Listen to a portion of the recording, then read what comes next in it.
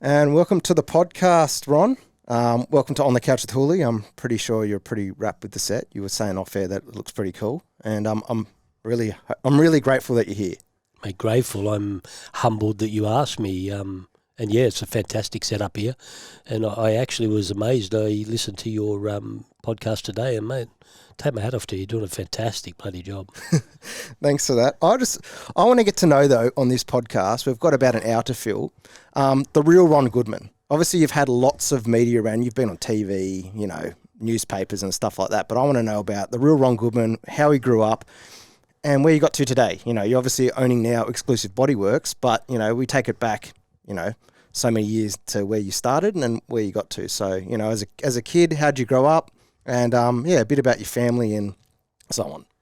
But as a kid, I remember we'd play football on the weekends. Yep. And I couldn't wait to get back home, have a shower and get up to Liverpool Speedway. Yep. And I'd spend the night at Liverpool Speedway just watching the cars go round and round and round, and thought to myself, I've got to do that one day. And lo and behold, I'd end up doing it. And from there, we moved on to NASCAR. And when NASCAR faltered in Australia, we went to the vintage racing. Yep. Which opened up so many doors for us worldwide. It allowed us to race at so many events worldwide, and we've been fortunate enough to be fast, so we get invited back, and we piss off a lot of the Yanks, trust me. There's a lot of them that don't like it, and the last race that we done in America pre-COVID, we actually beat Patrick Long, who's the Porsche factory driver. Yep. And he just happened to be driving the Speedster that's owned by the boss of Disneyland, so he can't blame the car not having enough power or money behind it. Yeah, so we're pretty rapt to do that. Well, over there, obviously, we've got a lot of wealthy people owning the historic cars here, as you've just said, and as I know as myself. But over there, wasn't there a guy that also owned a car that was owned by Walmart, or one of the guys as well? The guy that owns Walmart. The guy that owns Walmart, doesn't he own a Ferrari that he raced against you or something like that? I heard a story. Couple of times, yeah. Mate, finished behind me every time. Yeah, that's good. But even one time we were on the start-finish line, and one of his Ferrari decided to leak on the fuel tank. Gary showed it to their guys that it was leaking, so we watched them push the car away, and we thought, that's one less competitor. No, he just drags another one out, as you do. $70 million car, and let's just drag another one out. It's the money behind the people over there just leaves. We pale into insignificance. We take our car over there and we're a pauper. Literally a pauper compared to a lot of them. Yeah, over there, obviously we're going way ahead of time at the moment, but over there during your time in America, did they have heat races to eliminate cars to get to a final, or was it just at random draw? No, if there's 45, 50 cars selected for the race, 45, 50 cars run the whole weekend. Okay. They do most of their selecting beforehand. Yeah. They may get 300 to 400 entries for one class. They pick them on, obviously, past performance. Mm-hmm. But when you race on the East Coast, like when you start doing Watkins Glen, which we can touch on with Jeff. Yep. Jeff Morgan come over there with us a couple of times. I want to know plenty about my stepdad. I'm pretty sure he'll hear this on the podcast, so let's get into Jeff a bit later. He might not like what I tell him. But oh, well, it's my podcast, not his. No, but they over on the East Coast, you have to qualify and race. Yep. But it's not very often that you don't make the race. Okay. It's not as cutthroat as some other stuff, because it's chicken and champagne racing, really. Yeah, we call it the historic racing. Cool. So I want to know, you just said, you originally started with Liverpool Speedway. Correct. Yeah. When you were growing up there, how was the way to get to the Speedway for you as a child? Because, for me growing up, as a kid, I went to Eastern Creek to watch the supercars, right? And then my dad would just buy me a ticket and I'd sit on the hill. For your experiences going to your first racetrack at Liverpool Speedway, did you sneak through the fences or anything like that, or have any cool stories with a bunch of mates as kids? Were you watching us, were you? We were kids growing up in the western suburbs. I grew up in Green Valley. Yep. So to have money to buy tickets to go up to the Speedway, that just weren't going to happen. Yeah. So we'd always find a little hole in the fence somewhere and slide in underneath it, and we're at the Speedway for the night, Yeah, right. We'd even get down to looking at the pictures, and we want one of them pictures, oops, that fell off the wall, let's take that one with us. But no, we used to adore the Speedway every weekend. We'd love going there, watching it. Yep. And it was one thing that I always wanted to race at the Speedway. And I'll never forget the day a HK Monaro, that's right, a HK Monaro come up cheap, so I bought it. We gutted it out, built our own roll cage in it. And looking back now, if I was to build that roll cage in one of our race cars today, A, if I ever hit the wall, I wouldn't be coming out. Yep. And B, it was made out of like pipe, like literally water pipe, not any chromoly. We just got water pipe, welded it together, and that was it. Yeah, yeah, all right. You're just hoping you didn't hit the wall. And just no, I hit the wall a few times. It stuck in there, but I'd never forget the very, very first night that we went up there, and my wife, or she wasn't my wife at the time, her brother said, I want you to roll the car down the straight. I said, that's a nice thing to say, on my first time racing. And guess what I'd done? We rolled the car down the straight. So we got some really good pictures of it sitting on its roof. Yep. And I was more worried the old stock cars back then was biff and barge all your way through it. Mm-hmm. And bit of Days of Thunder. Yeah, but not at that sort of speed. Yeah. Imagine biffing and barging a HK Monaro this day and age around the speedway. But my car was pretty well presented, as I liked it to be. And I can still remember to this day, like every time I get a hit or a slide, it was like, dong. There goes another bit, like literally like Days of Thunder, I suppose. So we obviously we're obviously now you're a panel beater, but were you panel beating back then at a young age, learning about the craft? Correct, yeah. Yeah. And I'll never forget the first time that I could actually afford to buy a drum of thinners and pay for it. I didn't want to use the thinners. Like instead of using a 4-litre, I ended up buying a 20-litre. Yeah. And I thought to myself, I don't want to waste that. I've just paid for that. I don't want to waste it. But yeah, like back in the old days, man, it was pretty hard. Like I suppose, like every racer, like they try and get past with whatever they can, and that's what we had to do. Yeah, cool. So you were talking about your NASCAR, time in NASCAR. Obviously, it did go bust, and Bob Jane, and the whole thing just happened to fall apart. I'm a huge NASCAR fan. You even helped me when I went to go over there, to have a look at it. But can you tell me about your time at Calder Park and the Thunderdome, and just your experience? Like I've seen a lot of time online. There was one bit of footage that I clearly remember where you actually hit the wall and the car was banging flames. Before that, do you remember the time of getting into NASCAR, what you had to do, and how it happened until it finished? Yeah, unfortunately, that crash is my only claim to fame in NASCAR. You just said it then too. They're the only people that remember. It's the only thing that people remember me about. But no, we done the Gold Coast, we done Adelaide and Thunderdome. Yep. If NASCAR was to start up again, even though I'm getting old now, I'd still get back into it. To me, that is the ultimate type of racing. We had some fantastic races down at the Thunderdome. Awesome races at Adelaide. It was a small half-mile bang track. Yeah. We used to do good there because that was like my speedway days, Yeah. Unfortunately, we just couldn't keep up to like the John Sydneys and the Max Dumsies and that with the Valvoline cars. They just had a lot more power, a lot more money behind them than we did. We had West Coast Wine Cooler there for a year, but we just didn't have the funding to be able to be at the front of the pack. Did you do the whole season on a limited funding though? Or absolutely. Okay, so you did the whole on a white car pretty much just with a bit of stickers on it. No, we had the whole thing done up in West Coast Wine Cooler livery. Yep. Our first run was a place called Attaj Jewelry. Okay. They gave us, I think it was $10,000, and we gave them the whole car. Yeah. Just to get down there racing. Like, I suppose back in those days, like you do whatever you had to do to get to the track, and like everyone else. Yeah. Yeah. Cool. So you were racing with John Sydney and the Max Dumsies and stuff. Who was like your predominant? Who were the guys that you were like idolizing to get the front? You said Max Dumsy. Who was the other few guys? I think there was George. There's a few. George was a good mate of mine. Yep. I knew George for a long time. Yep. Even Gricey, he was pretty good. Yep. We had Kevin Swans come out and have a go at it. Yep. But he was behind us, thank Christ. Was there any rivals back then though? Was there any, or were you just like a pack of like a circus like they are in supercars now and just race as mates? Was there no biff and barge between any of the drives that you remember? There was definitely biff and barge. Okay, and I was probably the forerunner on some of that as well. Like everybody wanted to win. Yep. Everybody out there wanted to win. You can say that for sure. Yeah. So obviously, when there's a bit of wanting to win, if you need to upset somebody else's wing or you need to give them a bit of a push, you're going to do it. Yeah.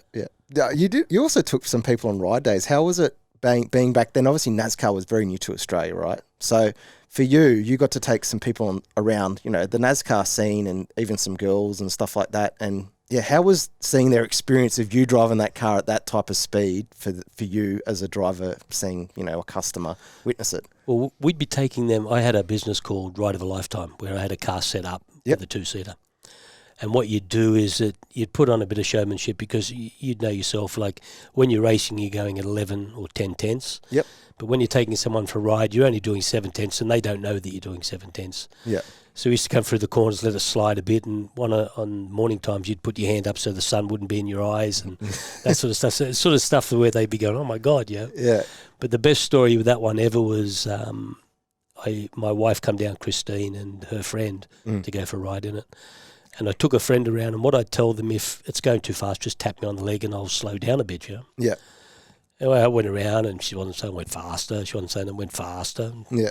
So I ended up going flat out. When she came in, she was shitting herself, but she didn't want to say, she said to Christine, I wasn't game to touch him in case it went wrong. And then I took Christine out, and Christine knew that we'd always be talking about doing 150 mile an hour in the car. Yep. So she's in the car and we go first, second, third, fourth, and then I get a tap on the leg. So go down to third, get another tap on the leg, go down to second, another tap on the leg, and around the track. She was looking at the fuel gauge, as the temperature gauge on 150. She thought we were doing 150 mile an hour. So she didn't want to go so fast. Oh, crazy times. So yeah, for you, you were doing the NASCAR thing. We just touched on my stepfather, Jeff. You obviously helped him with, I think one of his early paint schemes was a bright pink Porsche. Correct, yeah, the Purator car, yeah. Yeah, so back then, you obviously were doing your NASCAR thing. Were you helping panel beat and paint race cars back then as well? Like, how did that happen? I've always been involved in repairing race cars. Yep. You know? And we've got it pretty down packed that we get some big hits in and we bring the car back. And then they're back out on track and they're faster. Yep. With Jeff's car, the Purator one, he bought a stunning car to start with, but he wanted something different. Yep. So we put the RSR body on it, and then we painted it in fluoro pink squares and white. Yeah. So everyone knew where Jeff was on the track. I remember growing up as a kid and seeing his model cars of every year, as you know. Yeah. And that was my favourite model car as a kid, seeing that bright pink and white car. Yeah. I was like, geez, if you could get that back, Jeff, that would be awesome. But yeah, you've done some amazing paint schemes. I want to know a bit more about your Exclusive Body Werks. So you're obviously in Granville. And so what happened and how did the business start? I started out, I got out of racing because we just couldn't make enough money to live, so I had to go and get a real job. So I started up that with the forethought of just doing a few cars here and there and fixing them up as we go along. And then Porsche approached me and said, hey, we're going to be looking for a repairer. So I said, okay, then let's go again. And off went the roller coaster, and we haven't looked back since then. We do Porsche, we do McLaren, Rolls-Royce, Aston Martin. Yep, we're factory approved for all those cars, and we also do the Teslas now as well. So yeah, right. How'd the Tesla thing come about? That's a bit different. Obviously you like your V8s and your big heavy cars. How'd the Tesla thing? Did you approach them or did they approach you? No, they approached us, and because we were doing the Aston Martins, and one of the head techs from Aston Martin went to Tesla. Yep. He rang us up and he said, "Are you coming to SEMA this year?" And I said, "Yeah." He said, "We'll catch up. I've got something to talk to you about." And then they plotted the whole thing about Tesla coming to Australia, and I said, yeah, count me in. Yeah, right, cool. Yeah, it's been pretty good. Yeah, sweet. So tell me a bit about your trips to America. You've obviously done the movie, which we can either get on now or later, but you've gone back and forth to America and you've got a big connection there. You've been on TV shows and all that type of stuff, but would you ever think of living there or having an extra shop over there just to create a bit of business, or will you just want to stay in Sydney and they bring cars here? I'm staying here now, but at one stage we did look at starting up a business in Hollywood. Yep.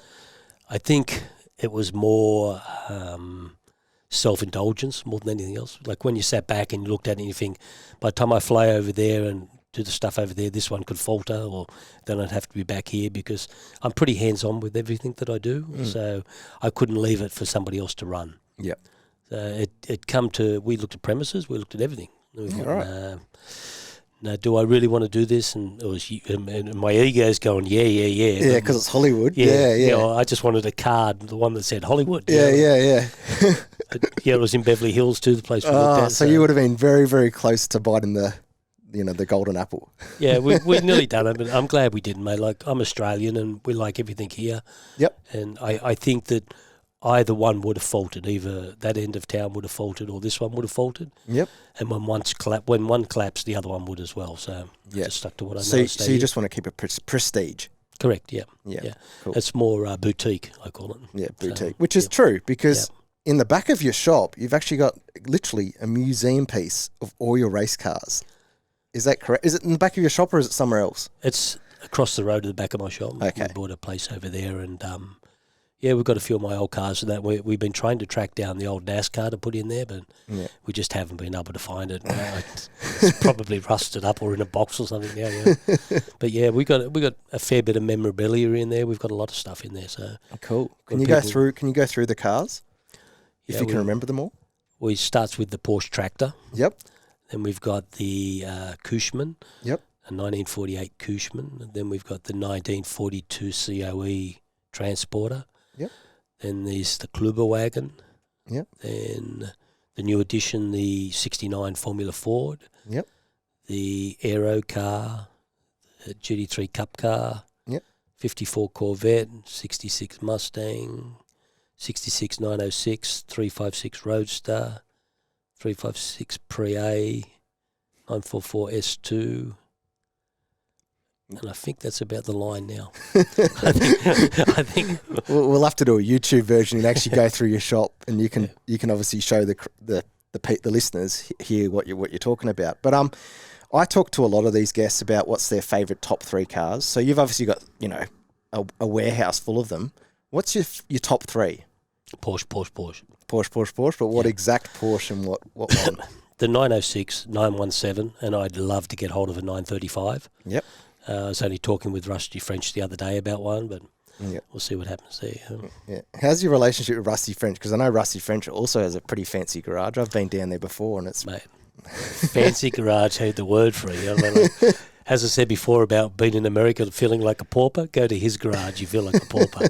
What? Can you update on me and his garage? Because the last time I was there, he had a few supercars and a few Porsches, but he was just building it. What's happened since then? Has it changed it, or what's going on? He's just about finished it all, and it's stunning. It's as good, if not better, than any Americans ones that I've been into. Yeah. And he's got some very, very, very nice cars here. Yeah. Very nice. Yeah. Have you ever thought of investing in a race team like what he's done, or investing in a driver, or if that's just not really appealed to you? No, I enjoy the driving myself. Yep. Out at Luddenham Raceway, we do a lot of testing and that out there. Mm-hmm. So we do a bit of nurturing with the young kids that go out there. We give them a hand with anything that they're doing. I can't remember the young driver's name. Would have been about 12, 14 years ago. Mm-hmm. You could tell that his car was a bit of a shitbox. So I said, mate, rip the body off it, bring it down, we'll paint it. We've done that for him, I don't know if he crashed it again after it, but just to give him a bit got to learn some way. Yeah. Yeah, that's cool. So, you've got obviously a bit of an affiliation with London Raceway. Yes. You do a fair bit of testing there. You obviously do a few drive days, promote your business. What's happened since they built that track, and how do you help promote their business and vice versa? How's the B2B going? A lot of it on social media. Yep. But I do all their drive days for the Children's Hospital. Yep. And we also do it with Lifeline, that sort of stuff. Yeah, cool. I like to do all the behind-the-scenes type of stuff. Like we organise all the rides, we organise all the funds for them, and we put the day on. We put the food on, we put the cars, people driving them around. What happens is that people pay to go for rides with me. Yep. And we give them a really good ride around there. Yeah. But the money goes to charity, goes to the Children's Hospital or to the Lifeline. Yeah, right. That's awesome. Yeah. That's awesome. That's great. So obviously you've talked about London and stuff like that. You've got, is that your first? We're going back to your garage for a second because I love cars, as you know. The Formula Ford obviously takes me fancy because you know that I race Formula Ford. When did that happen, and did that happen over COVID, or what happened then? It happened over COVID with me being bored. Yeah. I just flicked through collecting cars as everybody does. Yep. I thought, Jesus Christ, that looks beautiful. And the price it had on it was really cheap. Yeah. So I put a figure on it and forgot all about it. Yeah. Then I got an email saying I had to pay this money.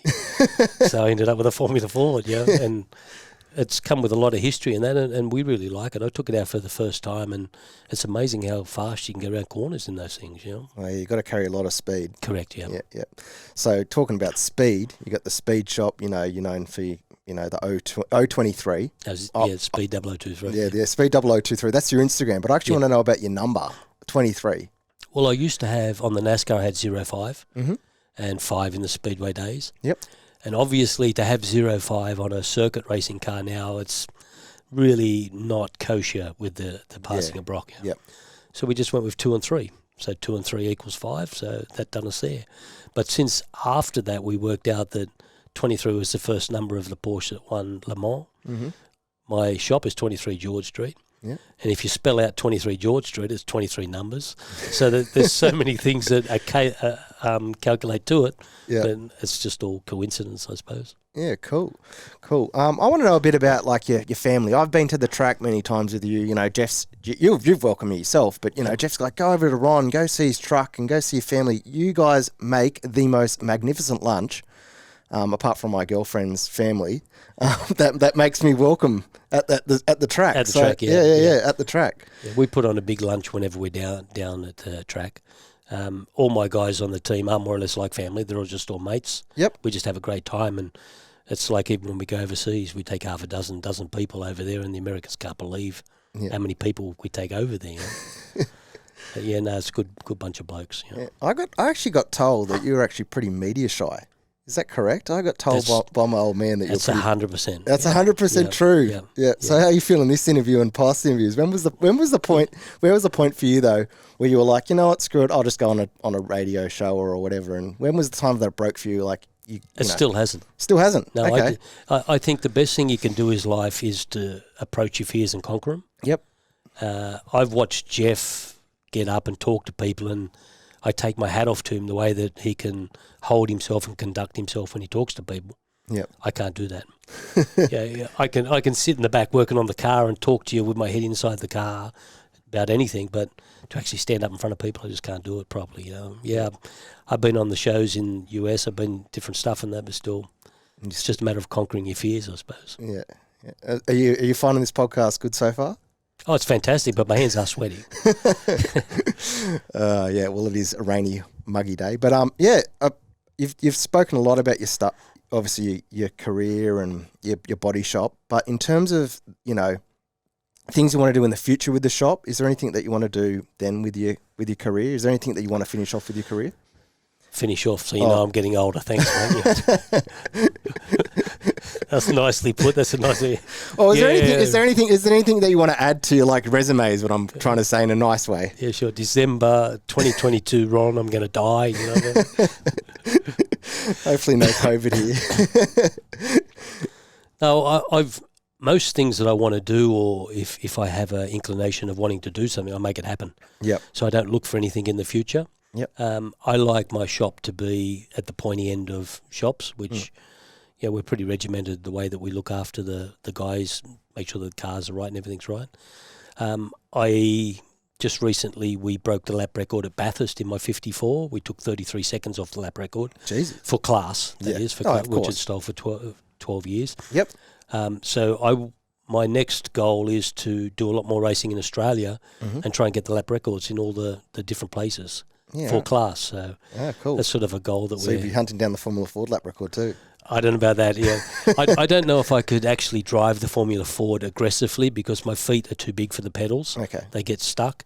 And I think that it's somebody that's done a lot of time in a Formula Ford would be able to race them aggressively. Like myself. Yeah, but somebody to come in outside the realm, I don't think would do very good.